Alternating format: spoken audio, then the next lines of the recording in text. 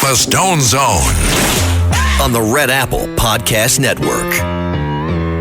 You are now entering the Stone Zone. Well, the controversy and furor over the sexual predator and accused sex trafficker Jeffrey Epstein continued for its second day. Yesterday, the Department of Justice and the FBI announced that Epstein never had a client list, never engaged in child sex trafficking. There was no evidence that he was blackmailing anyone, and they insisted that he killed himself. I think the point that people are missing here is that there are sealed indictments and also the sealed search warrants sealed by the U.S. Attorney in the Southern District of New York, in the federal court in that district, because Jeffrey Epstein was indicted on July 8th, 2019, on 2 counts. One was a count of trafficking of sex minors. That's a violation of 18 U.S. Code 1591. They said that Epstein knowingly engaged in sex trafficking by recruiting, enticing, harboring, transporting, and maintaining minors, some as young as 14 years old, to engage in commercial sexual acts. They said the location were both of these crimes were both his Manhattan townhouse and his Palm Beach estate. And they said that these crimes took place between 2002 and 2005. He was also indicted on a second count, conspiracy to commit sex trafficking of minors. That's a violation of 18 U.S. Code 371. The allegation was that Epstein conspired with others, I think that was key, to commit sex trafficking by setting up a network that facilitated the sexual exploitation of underage girls.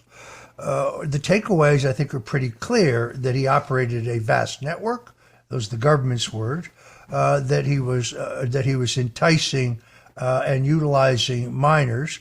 And we know, because we have eyes, that when he was arrested, the FBI removed not only hard drives, but also DVDs from his home in Manhattan, which, by the way, is the single most expensive single-family residential property in Manhattan.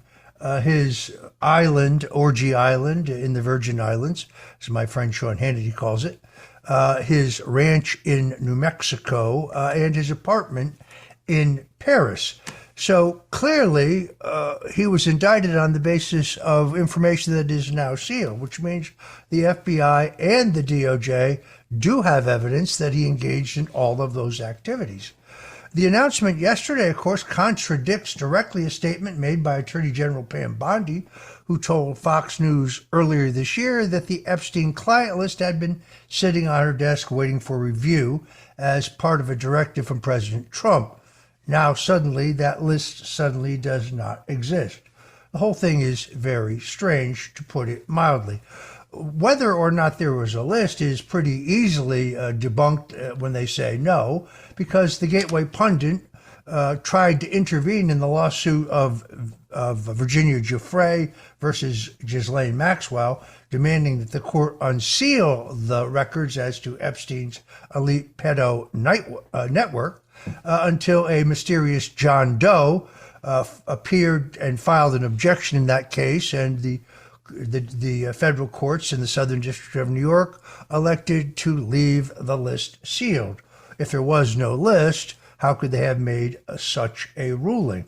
Then you come to the question of whether Epstein killed himself. New York medical examiner Michael Baden, Dr. Baden, probably one of the most respected pathologists in the country, at the request of Epstein's family, examined his body and said that the injuries he sustained were not consistent with his being hung. Now, what's going on here? I think it is pretty easily explained. Back when Epstein was first charged in Florida with a sex crime, the police chief of Palm Beach did a 6-month undercover investigation, and he turned over to the state's attorney a case in which Epstein had sex trafficked 33 underage girls. He also was charged with statutory rape, or could have been. there was sufficient evidence to bring a case for both of those violations. The police chief was shocked when the state's attorney turned around and charged Epstein with one count of solicitation. That's like walking into a bar and trying to pick up a hooker. He was extremely suspicious that the state's attorney for Palm Beach County had either been intimidated or paid off. Interestingly enough, after Epstein pled to that one minor count, which was like a slap on the wrist, the state's attorney left that office, opened a private law firm, hung his shingle, and immediately began representing a number of Epstein's associates in their defense. But the police chief, Michael Reiter, went to the U.S. attorney for Southern Florida, that would be Alexander Acosta, and said that there was something wrong here, that he had turned over an airtight case for sex trafficking and statutory rape, and that the state prosecutor had reduced the charges to a slap on the wrist. Acosta conducted his own independent investigation, whereupon he simply rubber-stamped the state charges and he put a federal seal on the entire case. It is only because the Palm Beach Post engaged in a multi-year legal battle to get this information unsealed that we know that Epstein was ultimately sentenced to 18 months, of which he only spent 15 months. But unlike every other sex criminal in the state of Florida, he was allowed to serve his sentence in the air-conditioned Palm Beach County Jail rather than in a state penitentiary. Years later, when Acosta was appointed Secretary of Labor in the first Trump administration, he was asked in preparation for his confirmation hearings what he would say why he essentially gave Jeffrey Epstein a slap on the wrist. My source tells me that he said, "I will simply tell the truth, that I was contacted by the CIA, who said that he was one of ours, and I was to rubber stamp the state charge and seal the case." So my belief here is that Jeffrey Epstein was working for the Central Intelligence Agency, but I also believe that he was a blackmailer for hire, that he was most likely working for a number of other nations, such as Israel, the Saudis, who knows? But we do know that there was enormous pressure on our government from the British royal family, and therefore the British government, to seal this entire matter. When they say, who were his clients, we do know who his clients are. I name a number of them in my 2015 book, The Clintons' War on Women. They include former U.S. Senate Majority Leader George Mitchell of Maine. They include former Governor Bill Richardson of New Mexico. They include former President Bill Clinton. They include the scientist Stephen Hawking. They include the former Israeli Prime Minister Ehud Barak. It's all in my book. I don't think they were going to the island for the weather. So I'm perplexed because I know Kash Patel personally, and I know him to be a man of great integrity. When he says he doesn't have the evidence, I believe he is telling us the truth. That's because I believe that those DVDs and those hard drives were destroyed by the Biden administration, by the Justice Department and the FBI under Joe Biden, which explains perfectly why he has no evidence. By the way, the FBI does not have the authority to unseal the sealed material in New York. Only the Justice Department can do that, but they can only do it at with the approval of the court. So what I would suggest is that Attorney General Bondi direct the U.S. Attorney in the Southern District of New York to move immediately to unseal the search warrants and all of the grand jury material that was presented when Jeffrey Epstein was charged.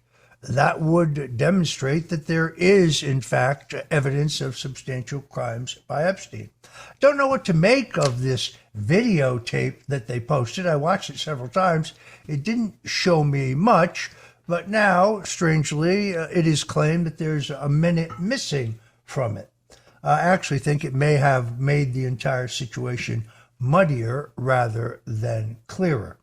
That's my immediate take on the Epstein situation. I don't expect this to move out of the news very quickly, only because of the inconsistencies between what the Attorney General, Pam Bondi, said several months ago and the stunning claim now that they have no evidence. I did see she tried to explain that today by saying she had the entire matter on her desk, but she also said there were hundreds of hours of videotapes that were in essence child pornography. Well, no one suggests that they should be released because, of course, they would reveal the identity of the victims. But anyone watching them, anyone in law enforcement watching them, can identify who the predators were, who it was that were abusing those children. I think the American people have a right to know. We're going to continue to follow this story right here on the Stone Zone.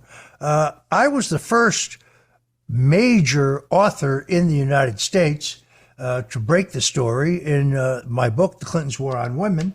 But when I pointed out on X that the difference between Donald Trump, who they tried falsely to claim had some inappropriate actions with Epstein, and Steve Bannon, was that Bannon visited Jeffrey Epstein in his New York home and in his Paris apartment, both of those reported by the New York Post, when Donald Trump never visited any of those locations.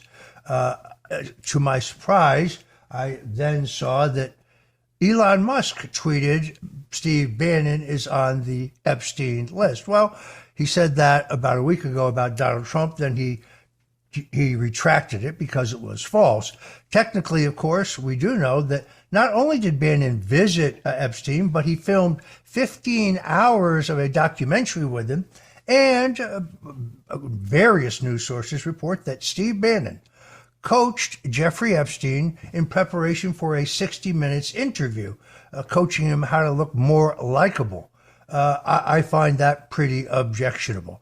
So you won't read or hear any of this stuff anyplace, I guess, other than right here in the Stone Zone, where 5 days a week we bring you the hottest stories in news, politics, history, and we throw in a little style and food while we're at it. Coming up, shocking new news regarding John F. Kennedy's assassination. After 6 decades, the CIA finally admits that they knew who Lee Harvey Oswald was and they were manipulating him. Doesn't mean he killed JFK, by the way, but we'll break that down when we come back. You're listening to Roger Stone in the Stone Zone on the Red Apple Audio Networks. And when we come back, not only will we dive into the Kennedy assassination, but we'll also tell you about a new decision by the IRS, which removes the restriction of talking politics in church. You're listening to the Stone Zone. I'm Roger Stone. Whatever you do, please, please don't touch that dial. The Stone Zone on the Red Apple Podcast Network. The Stone Zone, entertaining and informative on the Red Apple Podcast Network. And we're back in the zone. Last week, CIA Director John Ratcliffe released a review directly implicating Obama-era officials such as former CIA Director John Brennan and former FBI Director James Comey in promulgating the dubious Steele dossier as a part of the malicious conspiracy to frame President Donald Trump as a Russian agent. In fact, it was pointed out by Miranda Devine of the New York Post that John Brennan has a serious perjury problem in his hands because Brennan's sworn statements to federal investigators seem to contradict his written orders regarding the genesis of Russiagate. But wait, there's more. See, we've argued here in the Stone Zone that Brennan is just the low-hanging fruit who the Trump administration should consider going after immediately in order to gain the momentum and effort to get all of the deep state criminals behind bars. But while Ratcliffe's report on Russiagate certainly confirms the obvious, the influential chairman of the House Intelligence Committee, Representative Rick Crawford, came out yesterday and said that Ratcliffe's report is little more than a whitewash that protects the deep state from its true culpability in the crimes against Donald Trump. Crawford appealed directly to President Trump in a letter asking him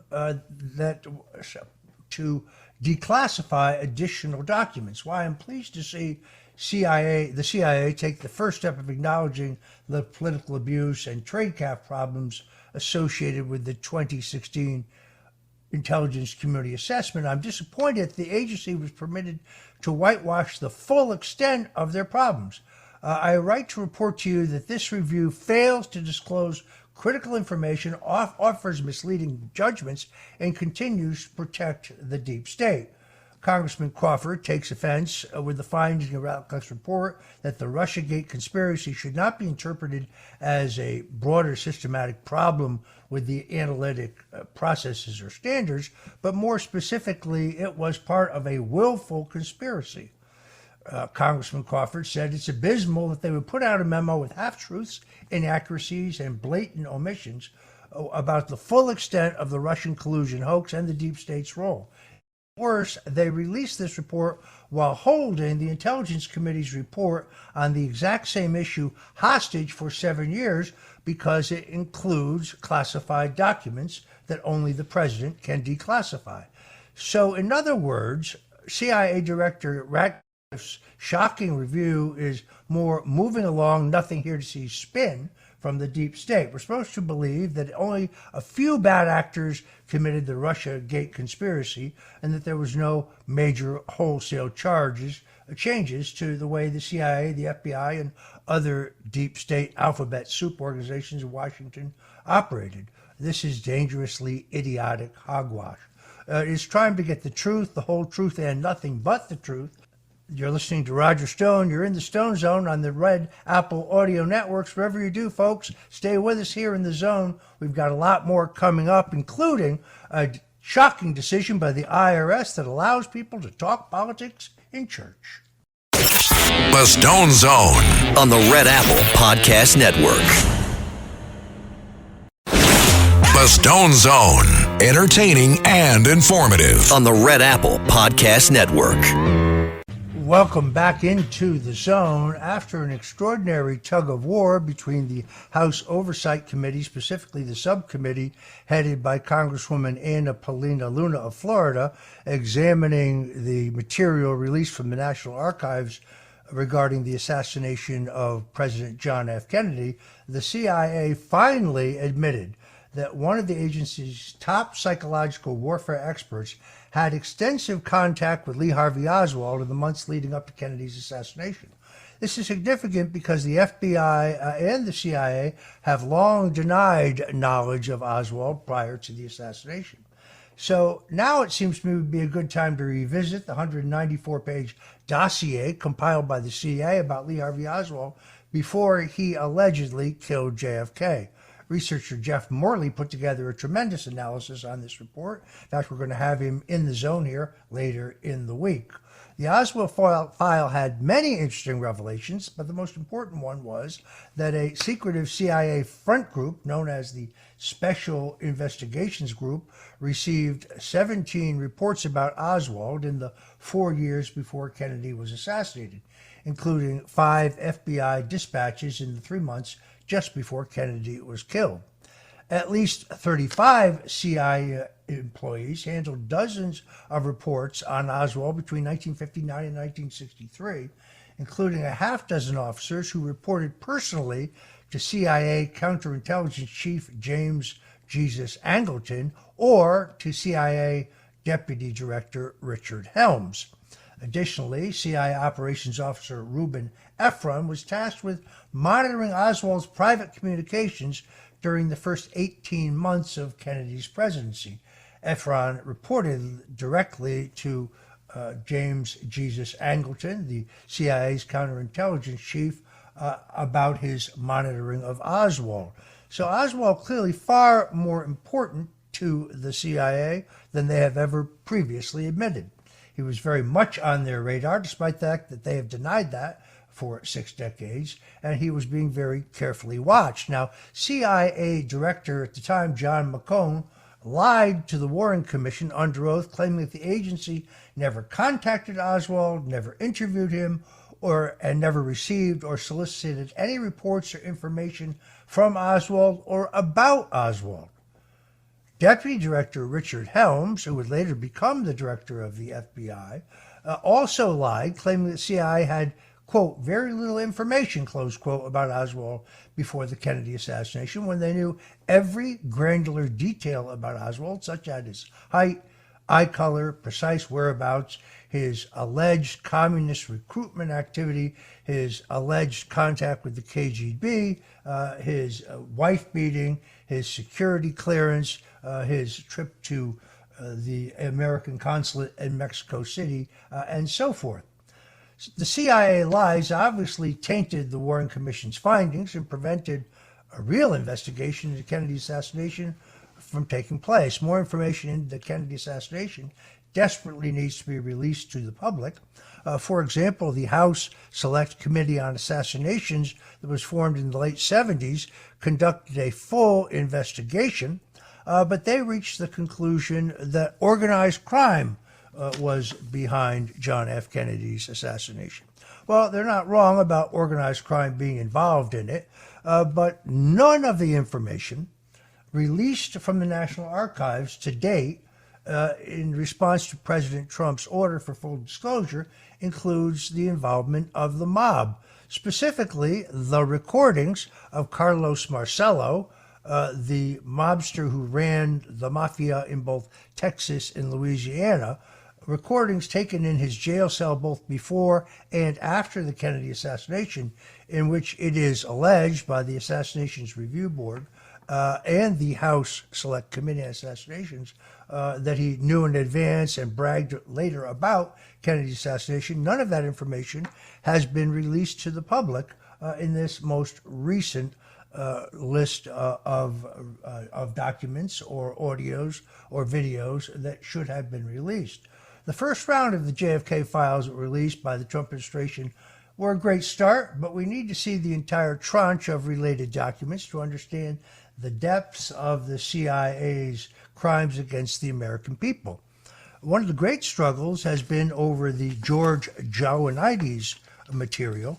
Joanides was the CIA operative who we now know, due to this disclosure, operated under an alias and had a false driver's license under the name Howard Gebler.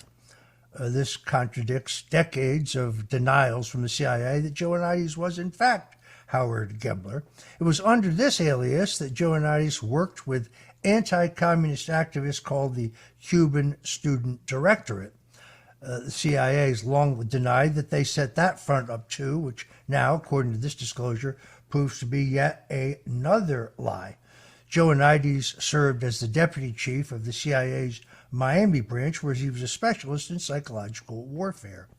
Joanides' anti-communist front had significant contact with Oswald, with those activists getting into a public scuffle with Oswald and his crew. His crew, by the way, did include Rafael Angel Cruz, father of Texas U.S. Senator Ted Cruz. You can see those photos in the Warren Commission report. And Judith Very Baker, longtime mistress to Lee Harvey Oswald, has confirmed that Angel Cruz, as he was known at the time, was well known to them. The purpose of that scuffle, of course, was to position Oswald for being set up later as a patsy by making him appear to be a communist.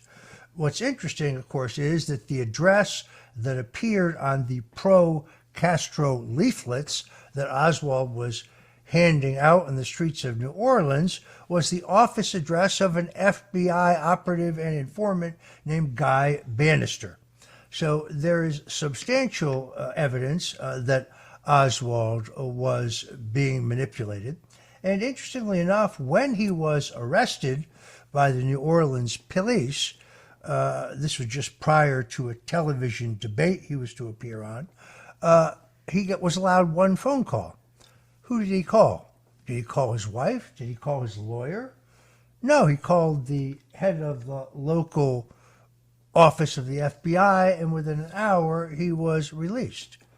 There's so much more to know about this, but huge credit goes to Congresswoman Anna Paulina Luna of Florida, also to the Director of National Intelligence, Tulsi Gabbard, because they have stayed on this story and they got a 60-day extension. Coming up, of course, will be the hearings on the brutal assassination of New York Senator Robert F. Kennedy. And once again there, the government's claim and the reality do not match. Sirhan Sirhan, the man who was convicted of trying to kill Kennedy, got off 4 shots initially. All 4 of those shots are accounted for. None of them hit Senator Kennedy. Then after Rafer Johnson and Rosie Greer, 2 prominent athletes, wrestled Sirhan to the ground, but could not get the gun out of his hand. He got off another 8 shots, which fortunately did not hit anyone. The problem, of course, here is that according to the Los Angeles County coroner, Thomas Noguchi, one of the best known and most respected pathologists in the country, Senator Robert Kennedy was killed by 2 point-blank shots from the rear, at the rear base of his skull. Therefore, it would be impossible for Sirhan to be the shooter. I believe that the actual assassin is Eugene Cesar Thane, who was a Filipino who got his position as a security guard in the Ambassador Hotel in Los Angeles a week before the Kennedy assassination, and resigned and returned to his home in the Philippines immediately after the assassination. I'm hoping, since I know, having seen a terrific interview that Robert F. Kennedy Jr. did on this topic, that Secretary Kennedy will be called as a witness before the House committee when they get to the phase of their investigation in which they examine the murder of Senator Robert Kennedy. The other great unanswered question revolves around someone known as the polka dot lady. That is a woman wearing a polka dot dress who was seen running from the hotel, shouting, "We got him, we got him." That woman has never been identified, although there are reports that she lives openly in Tarzana, California. I believe the House committee is trying to track her down and get her name so they can give her a subpoena to find out what she was doing that day. This is big news. All right, the U.S. Internal Revenue Service has announced that they will no longer be enforcing a long-standing rule that put restrictions on churches that stop them from endorsing political candidates in their churches. In other words, a pastor could not urge his flock to support or not support a particular candidate. Doing so would threaten their tax-free status. The IRS stated in a court filing that political activity by churches would no longer be restricted.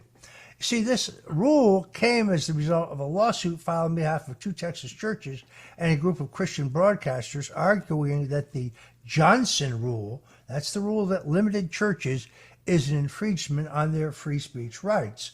So it was Senator Lyndon Baines Johnson, who, as the Senate Majority Leader, put this law into place. Why? Well, because he didn't want pastors in Texas preaching about his illegal shenanigans with Billy Sol Estes, Bobby Baker, and numerous other incredible scandals tied to the later vice president and president. The Johnson Amendment bans nonprofits from participating in political campaigning because many churches are designated as 501c3 nonprofits. They have been coerced under the so-called Johnson Amendment to curtail their ability to talk about politics. I agree. This is an obvious infringement of their First Amendment rights, and it helps, frankly, those politicians who don't want their records talked about. It's abundantly clear which party is more in line with Christian values, although the Republican Party is very far from perfect, and it has its share of subverters and other scumbags. It is the Democrats who represent the party of abortion, transgender genital mutilation, letting violent thugs ransack cities, cashless bail, enabling human trafficking at our border, corrupting the innocent, and allowing evil to rend all levels of our society. So the Democrat Party is probably quite upset about this ruling. When I call them demons, I get criticized, but candidly, that's exactly what they are. With the churches now freed up for political recruitment, advocacy, and organizing, it will mean that Christians can be more effective at pursuing their agenda within the Republican Party and within the nation. This means that they will be held more steadfastly to their principles and their party platform. I think the repeal of the Johnson Amendment is great news for anyone who cares about free speech and anyone who cares about keeping America a just and decent nation for future generations. When we come back, we're going to talk about the Director of National Intelligence, Tulsi Gabbard. She's ordering her new Directors Initiative Group, or DIG, to revisit all of the Biden-era scandals that were swept under the rug, including both election fraud and massive payments that were documented by the House Oversight Committee from foreign governments and companies when Joe Biden was both vice president and president. Tulsi Gabbard is a bulldog, former four-term congresswoman from Hawaii. She's still a lieutenant colonel in the U.S. Army Reserve and also a combat veteran who served our country with honor in both Iraq and Afghanistan, and she is now on the case. In the meantime, you're tuned into the Stone Zone here on the Red Apple Audio Networks. We'll be back with more political news on the other side. We appreciate your joining us every day. We try to bring you the hottest news stories on the political scene and my unique spin on them based on 5 decades in the arena. So whatever you do, don't touch that dial. We'll be right back with more of the Stone Zone. This is the Stone Zone with Roger Stone.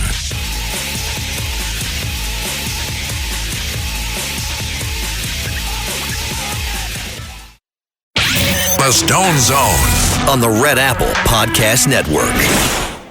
Parents of tweens, if you're familiar with far-off drop-offs... Dad, stop, right here. Or get DMs about what's for dinner, you may be experiencing tween milestones. For your son or daughter, these can start at age 9. HPV vaccination, a type of cancer prevention against certain HPV-related cancers, can start then too. For most, HPV clears on its own. But for those who don't clear the virus, it can cause certain cancers later in life. Embrace this phase. Help protect them in the next. Ask their doctor today about HPV vaccination. Brought to you by Merck. The Stone Zone, entertaining and informative on the Red Apple Podcast Network. And we're back in the zone. So Director of National Intelligence Tulsi Gabbard will now be examining vulnerabilities in both the 2020 and 2022 elections, along with the Russian collusion hoax, the Hunter Biden laptop story, the Biden regime's classification of its political opponents as domestic terrorists, and a multitude of other issues.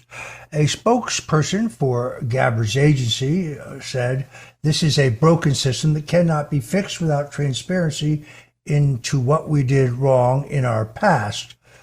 In view of the criticism of the report released by CIA Director John Ratcliffe that we spoke about earlier as being shallow and hiding more than it reveals, I welcome this review by Tulsi Gabbard. The 2020 presidential election, in my view, is a crime unlike any other in our history. For those who may have forgotten, President Donald Trump was leading the election into the deep hours of election night when the vote was suspiciously paused in a coordinated fashion throughout the country. How did that happen? Perhaps Tulsi Gabbard will be able to tell us that. When the counting resumed, the van showed up with bags and bags of ballots. We've seen those videos. Anomalies occurred with the ballots that were against all reasonable statistical probability. We've all seen the graphs where the line goes straight up when the ballot dumps come in. So 99% of those late paper ballots happen to be for Joe Biden. Unlikely. When election challengers noted that the Biden ballot dumps were not crinkled in the slightest and the signature verification did not match, they were shouted down by gangs of thugs. I saw it in Detroit myself. There were, in several cases, they were actually hauled off the voting floor and deprived of their rights to observe. Detroit, I think, was the best. They even put up a cardboard box on the window so they could avoid transparency while the heist was being perpetrated.